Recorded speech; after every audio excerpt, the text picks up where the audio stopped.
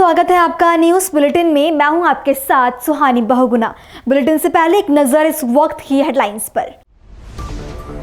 गोरखपुर में सूरज कुंड में बने कल्याण मंडपम का लोकार्पण, सीएम योगी आदित्यनाथ ने किया उद्घाटन। कहा सभ्य समाज के लिए आवश्यक संसाधन जुटाना सरकार का काम। नैनीताल दौरे पर सीएम पुष्कर सिंह धामी, स्वच्छता अभियान में सीएम धामी ने लिया हिस्सा। सीएम धामी ने किया पौधारोपण।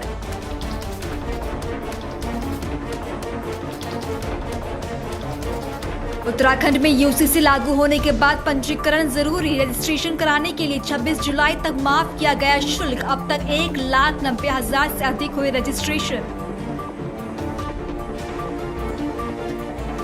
हरिद्वार में बीजेपी नेता ने बेटी का कराया सामूहिक दुष्कर्म। कांग्रेस कार्यकर्ताओं में फूटा गुस्सा, बीजेपी के खिलाफ किया आंदोलनात्मक कार्यक्रम की शुरुआत। देश में धूमधाम के साथ मनाया गया ईद उल अजहा का त्योहार। भारी सुरक्षा बल के बीच अदा की नमाज, देश की सलामती के लिए मांगी गई दुआ। चलिए अब जानते हैं खबरों को विस्तार में। गोरखपुर में मुख्यमंत्री योगी आदित्यनाथ ने सूरज कुंड में बने कल्याण मंडपम का लोकार्पण किया, जिसके बाद सीएम योगी ने जनसभा को संबोधित करते हुए कहा कि किसी भी सभ्य समाज के लिए उसके जरूरत के अनुरूप आवश्यक संसाधन जुटाना सरकार का काम होना चाहिए। नागरिक सुविधाओं को जितना सहज और सरल बना सके, ये बहुत ज़रूरी है कि आज के समय में अलग अलग तबके के लोगों के लिए उसकी आय के अनुरूप सुविधाओं को बनाया जा सके। गोरखपुर के द्वारा निर्मित इस कल्याण मंडपम के लोकार्पण कार्यक्रम में मंच पर उपस्थित गोरखपुर के महापौर डॉक्टर मंगलेश श्रीवास्तव जी, गोरखपुर के लोकप्रिय सांसद श्री रविकिशन शुक्ला जी, जिला पंचायत की अध्यक्ष श्रीमती साधना सिंह जी, विधान परिषद सदस्य और भारतीय जनता पार्टी के प्रदेश के उपाध्यक्ष डॉक्टर धर्मेंद्र सिंह जी, गोरखपुर ग्रामीण के विधायक श्री विपिन सिंह जी, विधायक पिपराइच श्री महेंद्रपाल सिंह जी, विधायक सैजनवा श्री प्रदीप शुक्ला जी,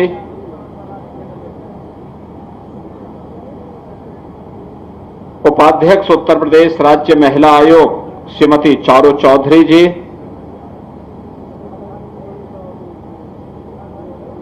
भारतीय जनता पार्टी के क्षेत्रीय अध्यक्ष श्री सहजानंद राय जी, पूर्व महापौर श्रीमती अंजू चौधरी जी,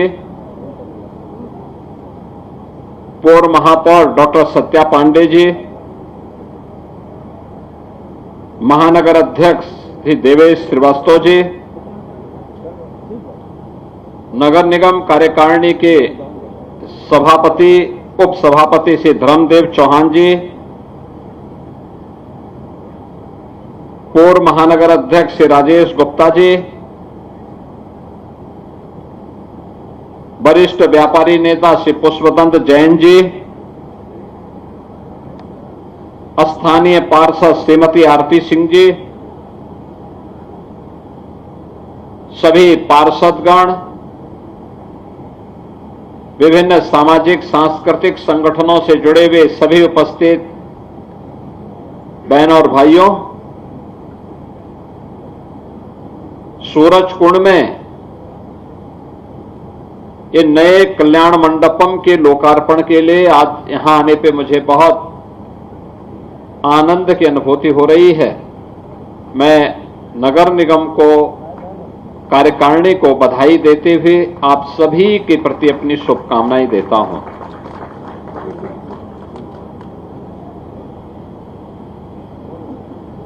किसी भी सभ्य समाज के लिए उसकी जरूरत के अनुरूप आवश्यक संसाधन और सुविधाएं जुटाना किसी भी लोकप्रिय सरकार का कार्य होना चाहिए। नागरिक सुविधाओं को जितना ही सहज और सरल हम बना सकें, उससे आम जन की समस्या का समाधान का भी एक मंच प्राप्त होता है। यह अत्यंत महत्वपूर्ण हो जाता है कि आज के इस समय में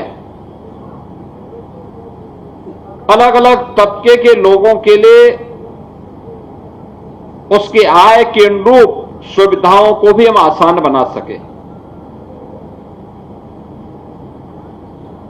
वे रवि किशन जी के पास पैसा है तो वह 12-15 लाख खर्च कर सकते हैं, लेकिन जिस गरीब के पास पैसा नहीं है उसको सरकार भी सपोर्ट करती। 1 लाख रुपए मुख्यमंत्री सामूहिक विवाह योजना में भी हम देते हैं, लेकिन साथ साथ अगर कोई अलग से कोई मांगलिक कार्यक्रम करना चाहता है तो उसको 11,000 में या 25,000 में अगर इतना बड़ा कल्याण मंडपम मिल जाए तो शादी ब्याह का कार्यक्रम हो या कोई भी अन्य मांगलिक कार्यक्रम या कोई भी अन्य कार्यक्रम, वह आसानी से अपने सभी हित मित्रों को, रिश्तेदारों को, सबको बुला करके बहुत अच्छे ढंग से इस कार्यक्रम को संपन्न कर सकता है। अच्छे ढंग से संपन्न कर सकता है। और मुझे अच्छा लगा कि गोरखपुर नगर निगम प्रदेश का पहला नगर निगम है जिसने ये पहल प्रारंभ की, और आप गोरखपुर नगर निगम में ये 7वां कल्याण मंडपम बन रहा है, जिसमें से एक का पहले लोकार्पण हो गया है और दूसरा ये अभी इसका लोकार्पण हो रहा है। 5 अभी निर्माणाधीन है। मैंने तो अपनी विधायक निधि का पूरा पैसा इसी प्रकार के कल्याण मंडपम के लिए ही दे दिया है। ये महानगर के अंदर अलग अलग स्थानों पर बन रहे हैं। उत्तराखंड के मुख्यमंत्री पुष्कर सिंह धामी ने नैनीताल दौरे के दौरान स्वच्छता अभियान में हिस्सा लिया। इस दौरान सीएम धामी ने पौधारोपण भी किया। इस अवसर पर छात्र छात्राओं को पर्यावरण संरक्षण और स्वच्छता की शपथ भी दिलाई गई। उत्तराखंड के सीएम पुष्कर सिंह धामी नैनीताल दौरे पर हैं, जहां उन्होंने विभिन्न विकास परियोजनाओं का शिलान्यास और उद्घाटन किया, जिसके बाद सीएम ने जनसभा को संबोधित करते हुए प्रधानमंत्री मोदी की तारीफ की।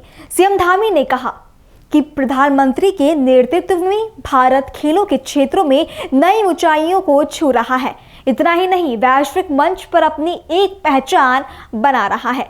प्रधानमंत्री मोदी के मार्गदर्शन में हमारी सरकार भी खेल संस्कृति को बढ़ावा देने और खिलाड़ियों के प्रोत्साहन के लिए अनेक प्रकार के प्रयास कर रही है। सुनिए। उत्तराखंड सरकार में मेरे साथ दर्जा राज्य मंत्री श्रीमान सुरेश भट्ट जी, दिनेश आर्या जी, शांति मेहरा जी, शंकर कोरंगा जी, नवीन वर्मा जी, दीपक मेहरा जी, इसके कार्यक्रम के आयोजक भाई मोहित आर्य जी, नितिन कार्की जी, संजय बरगली जी, रंजन बरगली जी, मनोज जोशी जी, अजय वर्मा जी, भावना मेहरा जी, गोपाल रावत जी, सभी हमारे मंडलों के अध्यक्ष क्रमपानी, नैनीताल, वितालघाट, भवाली और अन्य सभी मंच पर आसीन हमारे सभी पदाधिकारीगण, सभी जनप्रतिनिधिगण इस कार्यक्रम में यहाँ पर उपस्थित हमारे सभी खेल संघों से जुड़े हुए सभी पदाधिकारीगण, सभी प्रशिक्षक, बड़ी संख्या में यहाँ पर पधारे हमारे प्रिय सभी छात्र एवं छात्राएं, नैनीताल के सम्मानित भाइयों एवं बहनों, हमारे बड़े बुजुर्ग, सभी हमारे नौजवान साथी, पत्रकार मित्र, छायाकार बंधु, हमारे यहाँ कुमाऊं के commissioner Shri Deepak ji, IG rhythm Agarwal जी, जिलाधिकारी वंदना जी, एसएसपी प्रहलाद मीणा जी, सीडीओ अनामिका जी और सभी उपस्थित हमारे सभी अधिकारीगण, सभी प्रतिभावान खिलाड़ी, मैं सबसे पहले स्वर्गीय एन के आर्य जी की स्मृति में आयोजित इस क्रिकेट प्रतियोगिता के समापन समारोह में आप सभी का हृदय से स्वागत करता हूं, आप सबका अभिनंदन करता हूं। आज के इस अवसर पर आप सभी ऊर्जावान खिलाड़ियों के बीच उपस्थित होकर मुझे अत्यंत हर्ष की अनुभूति हो रही है। मैं इस अवसर पर अपने उत्कृष्ट प्रदर्शन के द्वारा जो चैंपियनशिप जीतने वाले हैं, क्योंकि उसका रिजल्ट अभी आने वाला है, उससे पहले ही मैं उनको बहुत शुभकामनाएं देता हूं, सभी खिलाड़ियों को बधाई देता हूं। साथ ही मैं उन सभी टीमों और खिलाड़ियों से कहना चाहता हूं कि जो इस बार जीत से कुछ कदम दूर रह जाएंगे, खेल में हार जीत दोनों ही स्वाभाविक है, और लेकिन जो बात सबसे महत्वपूर्ण है वो हमारे अंदर स्पोर्ट्समैन स्पिरिट, खेल भावना, परिश्रम और निरंतर आगे बढ़ते जाना। भाइयों बहनों, खेल न केवल शारीरिक और मानसिक विकास के लिए महत्वपूर्ण होता है, बल्कि इसके माध्यम से हम सबके अंदर एक अनुशासन, टीम वर्क और संघर्ष करने का एक गुण भी विकसित होता है। इसी को देखते हुए हमारे देश के प्रधानमंत्री आदरणीय श्री नरेंद्र मोदी जी के द्वारा अपने कार्यकाल के प्रारंभ से ही खेलो इंडिया और फिट इंडिया मूवमेंट जैसे कार्यक्रमों के माध्यम से देश के अंदर खेल संस्कृति को निरंतर प्रोत्साहित करने का काम किया जा रहा है और खेलों की एक मजबूत फाउंडेशन तैयार की गई है। आज आदरणीय प्रधानमंत्री जी के कुशल नेतृत्व में भारत खेलों के क्षेत्र में नई ऊंचाइयों को छू रहा है और वैश्विक मंच पर अपनी बहुत विशिष्ट पहचान बना रहा है। आदरणीय प्रधानमंत्री जी के मार्गदर्शन में हमारी सरकार भी खेल संस्कृति को बढ़ावा देने और खिलाड़ियों के प्रोत्साहन के लिए अनेक प्रकार के प्रयास कर रही है। इस वर्ष हमारे राज्य में आयोजित हुए 38वें राष्ट्रीय खेलों में हमारे खिलाड़ियों ने जहां उत्कृष्ट प्रदर्शन किया, वहीं खेलों का आयोजन भी बहुत ही दिव्य और भव्य तरीके से उसको सफलतापूर्वक उसका आयोजन को संपन्न किया गया। और हमारी देवभूमि, जो हमारा संकल्प है कि आने वाले समय में खेल भूमि बने, उसके मार्ग की ओर भी प्रशस्त हुई।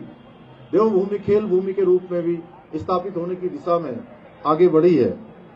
आज उत्तराखंड के अंदर खेल के क्षेत्र में जो हमारा इंफ्रास्ट्रक्चर है, वो कई मामलों में देश के कई प्रमुख राज्यों से अच्छा हो गया है और हमारे प्रदेश में अब राष्ट्रीय ही नहीं बल्कि अंतर्राष्ट्रीय स्तर की खेल प्रतियोगिताओं के आयोजन भी होने लग गए हैं। इस बार के राष्ट्रीय खेलों में हमारे खिलाड़ियों ने 103 पदक जीतकर एक इतिहास रचकर राज्य का गौरव बढ़ाने का काम किया है। मैं सभी खिलाड़ियों को बहुत बधाई देना चाहता हूं, बहुत शुभकामनाएं देना चाहता हूं। यही नहीं, हमने राष्ट्रीय खेलों के अंतर्गत प्रदेश के विभिन्न स्थानों में खेल प्रतियोगिताओं का आयोजन कर पूरे राज्य को इन खेलों के आयोजन से जोड़ने का काम किया, जिसके अंतर्गत यही नैनीताल और हल्द्वानी में राष्ट्रीय खेलों की 60 प्रतिस्पर्धाओं का आयोजन किया गया। इसके अतिरिक्त हमारी सरकार उत्तराखंड को खेल भूमि के रूप में स्थापित करने के उद्देश्य से शीघ्र ही राज्य में स्पोर्ट्स लीगेसी प्लान भी लागू करने जा रही है, जिसके अंतर्गत प्रदेश के 8 प्रमुख शहरों में 23 खेल अकादमियों की स्थापना की जाएगी। इन अकादमियों में प्रत्येक वर्ष 920 विश्व स्तरीय एथलीट, 1000 अन्य खिलाड़ी उच्च स्तरीय प्रशिक्षण प्राप्त कर सकेंगे। और वहीं उत्तराखंड में समान नागरिक संहिता 27 जनवरी 2025 से लागू हो चुकी है। इसके तहत 26 मार्च 2010 से लेकर 26 जनवरी 2025 के बीच हुई सभी विवाहों को यूसीसी के तहत रजिस्टर्ड कराना अनिवार्य किया गया है। इसी को लेकर उत्तराखंड सरकार ने निर्णय लिया है कि 27 जनवरी 2025 से पहले किए गए विवाहों का पंजीकरण यदि 26 जुलाई 2025 तक करा लिया जाता है तो इसके लिए कोई पंजीकरण शुल्क नहीं देना होगा।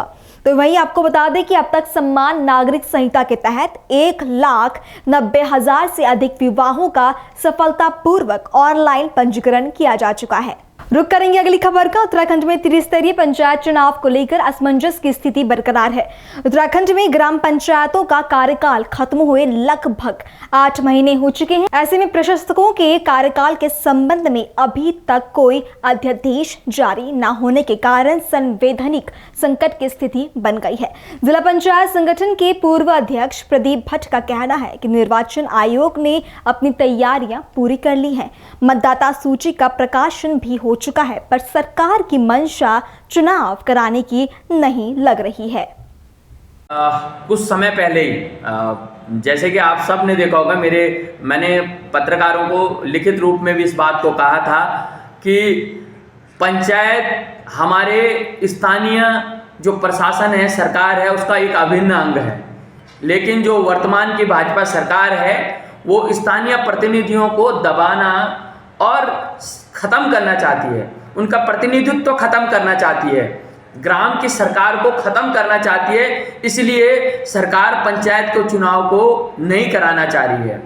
इसमें चाहे धामी सरकार पूर्ण रूप से, क्योंकि प्रशासकों के माध्यम से वो अपने मंसूबों को पूरा करना चाहती है, इसलिए वो पंचायत के इलेक्शन नहीं करा रही है। और इसमें मैं समस्त जितने भी आगे चुनाव में प्रतिभाग करने वाले जनप्रतिनिधि हैं उनसे आग्रह करता हूं कि आइए हम सब लोग एकजुट होकर इस घमंडी सरकार के खिलाफ आंदोलन करने का काम करें। धन्यवाद। उत्तराखंड में इन दिनों एक गहरा संवैधानिक संकट पैदा हो गया है पंचायतों में। इस समय पंचायतें बिल्कुल मुखिया विहीन हैं और ये सब हुआ है सरकार की लापरवाही से। शासन में बैठे हुए ऐसे अधिकारी हैं जिनको तनिक भी चिंता नहीं है, जो पंचायतों का बंटाधार करने पे तुले हुए हैं। और आप ये देखिए कि अभी पंचायतों में प्रशासक तैनाती के लिए सरकार ने 6 महीने के लिए प्रशासकों की तैनाती की थी और वो भी जो है निवर्तमान जो जिला पंचायत अध्यक्ष है उनको प्रशासक बनाया था और उनका भी कार्यकाल समाप्त हो गया है। लेकिन मुझे समझ नहीं आता आखिर सरकार का ऐसा कौन सा साठगांठ है या ऐसी कोई लेन देन हुआ है कि जो है निवर्तमान जिला पंचायत अध्यक्षों को ही प्रशासक बनाना है। पूरी सरकारी मशीनरी जो सचिव पंचायती राज है चंद्रेश कुमार जी, उनका पूरा फोकस है कि किसी भी प्रकार से जिले में तैनात जिलाधिकारियों को प्रशासक न बनाया जाए।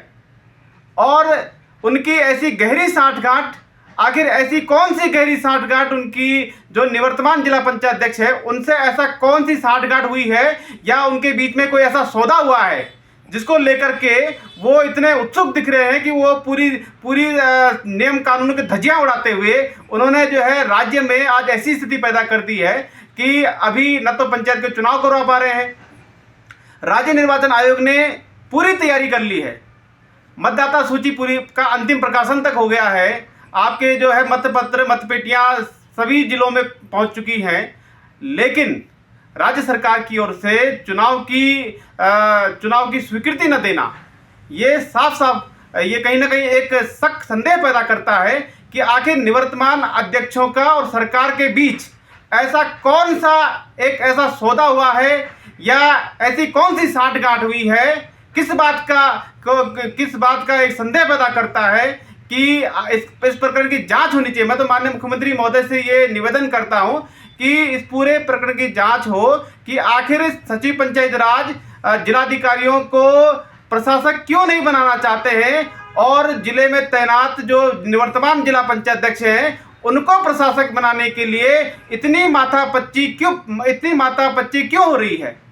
मेरा निवेदन है कि तत्काल राज्य के अंदर पंचायत के चुनाव कराए जाएं और जब तक राज्य में चुनाव नहीं होते हैं तब तक जिले में तैनात जिलाधिकारियों को जिला पंचायतों में प्रशासक की जिम्मेदारी दी जाए। उत्तराखंड में महिलाओं के खिलाफ बढ़ते अपराध को लेकर एक बार फिर कांग्रेस बीजेपी पर हमलावर है। अंकिता भंडारी हत्याकांड में बीजेपी के पूर्व नेता के बेटे का मुख्य आरोपी होना और हरिद्वार में बीजेपी की पूर्व महिला जिलाध्यक्ष का अपनी ही बेटी का सामूहिक दुष्कर्म करवाना, इन घटनाओं ने बीजेपी पार्टी पर गंभीर सवाल खड़े कर दिए हैं। राज्य में महिलाओं पर हो रहे अत्याचार में बीजेपी नेताओं की संलिप्तता को लेकर कांग्रेस पदाधिकारियों ने आक्रोश जाहिर किया और इन्हीं मामलों को लेकर कांग्रेस ने बीजेपी को घेरते हुए बीजेपी नेताओं के खिलाफ आंदोलनात्मक कार्यक्रम की शुरुआत की। चारधाम यात्रा अपने चरम पर है। बात करें गंगोत्री और यमुनोत्री धाम की तो यहाँ लाखों श्रद्धालु दर्शन के लिए आ रही हैं। ऐसे में रेहड़ी ठेले वाले घटतोली कर यात्रियों को लूटने के फिराक में हैं। दुकानों के बाट तराजू में कई सालों से नापतोल विभाग की मोहर नहीं लगी है। ऐसे में यात्रियों के साथ साथ स्थानीय लोगों को भी नुकसान हो रहा है। यात्रियों की शिकायत के बाद आखिरकार मापतोल विभाग की नींद खुली और कई दुकानों के चालान किए गए। आपको बता दें कि काशी विश्वनाथ मंदिर से रामलीला मैदान तक सैकड़ों की संख्या में यात्रा सीजन में फलों एवं लोकल उत्पादों की दुकानें लगती हैं, पर नापतोल विभाग में कर्मचारी कम होने के कारण इनके बाट तराजू का सत्यापन नहीं हो पाता, जिससे लगातार घटतोली हो रही थी। गंगोत्री के मुख्य पड़ाव उत्तरकाशी में श्री काशी विश्वनाथ मंदिर के निकट उपरोक्त फल व्यापारी बिना तौल उपकरण के, ठीक है, बिना माप यंत्रों के, ठीक है, इनको सत्यापन किए बिना जो है यात्रियों को जो है, ठीक है, बिना तौल उपकरण सत्यापन किए हुए, ठीक है, फल बिक्री कर रहे थे, जिसमें कई यात्रियों की शिकायत है कि हमें घटतौली दिया जा रहा है। अभी रूटीन चेकिंग में देखा गया है, ठीक है, उपरोक्त व्यापारियों द्वारा बिना सत्यापन के, ठीक है, फल बिक्री किए जा रहे थे। अभी आकर के, ठीक है, इनके खिलाफ अभियोजन की कार्रवाई की गई, जिसमें जो है सत्यापन प्रमाण पत्र इनको दिया गया। कितने के चालान हुए? अभी प्रत्येक व्यापारियों का बिना सत्यापन प्रमाण पत्र के 500 रुपये प्रत्येक व्यापारी का चालान किया गया, जिनमें से 8 लोगों का अभियोजन दर्ज किया गया, 8 लोगों के चालान किए गए।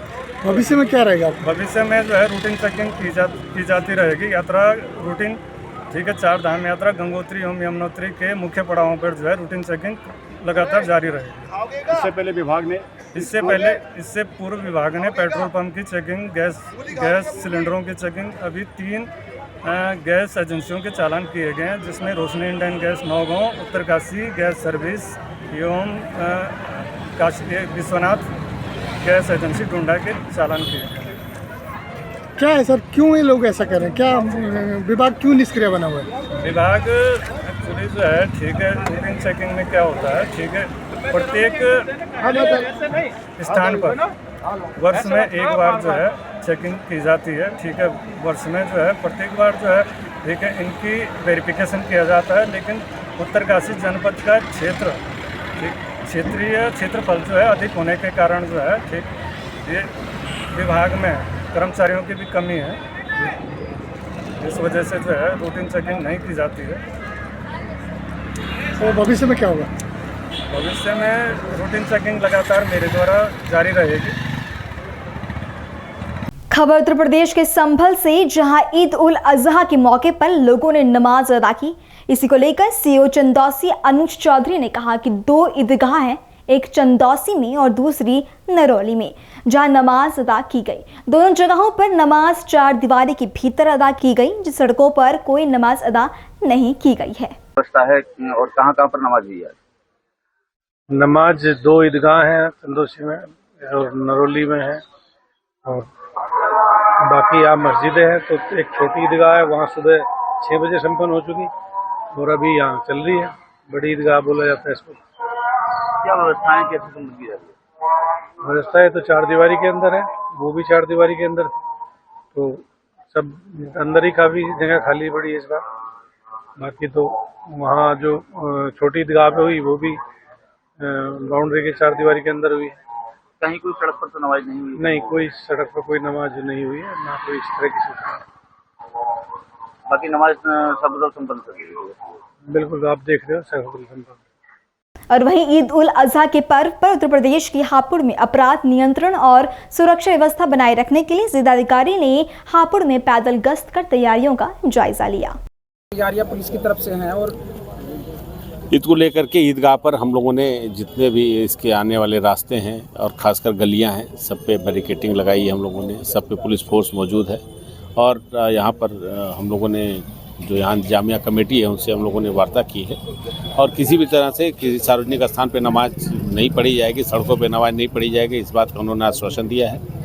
और पूर्व में भी ये परंपरा रही है कि सड़कों पर कहीं नमाज नहीं होती है। साथ ही साथ किसी भी प्रतिबंधित जानवर की का वध नहीं होने देने के लिए हमारी पूरी टीमें लगातार भ्रमणशील हैं। हर थाना वाइज हम लोगों ने सेक्टर और जोन में इसको डिवाइड कर रखा है और हर मस्जिद और ईदगाह पर हम लोगों ने ड्यूटी लगाई है। सुबह जो पोस्टर पार्टी हम लोग सुबह सुबह निकालते हैं कि ईदगाह की चेकिंग जो प्रथम प्रहर है जो सुबह का उसमें हम लोग कराते हैं, वो भी पार्टियां हमारी निकलेंगी। पूरी व्यवस्था चाक चौबंद है और ट्रैफिक का भी मैनेजमेंट हम लोगों ने पर्याप्त कर रखा है। कल आप लोगों ने गढ़ मेले में देखा ही होगा, तो उस तरह से ट्रैफिक का मैनेजमेंट रहेगा। सब हम लोग आश्वस्त है पूरी तरह से कि कल शांतिपूर्ण ढंग से हम लोग। अगली खबर भी उत्तर प्रदेश के हापुड़ से सामने आ रही है, जहां एक दूध के टैंकर में अचानक आग लगने से अफरा तफरी मच गई। मामले की जानकारी मिलते ही दमकल विभाग की टीम मौके पर पहुंची और कड़ी मशक्कत के बाद आग पर काबू पाया गया। गनीमत रही कि हादसे में कोई जनहानि नहीं हुई। और इस खबर के साथ ये बुलेटिन नहीं समाप्त होता है। देश और दुनिया की बाकी तमाम खबरों के लिए आप बने रहें पल्स 24 न्यूज के साथ। नमस्कार।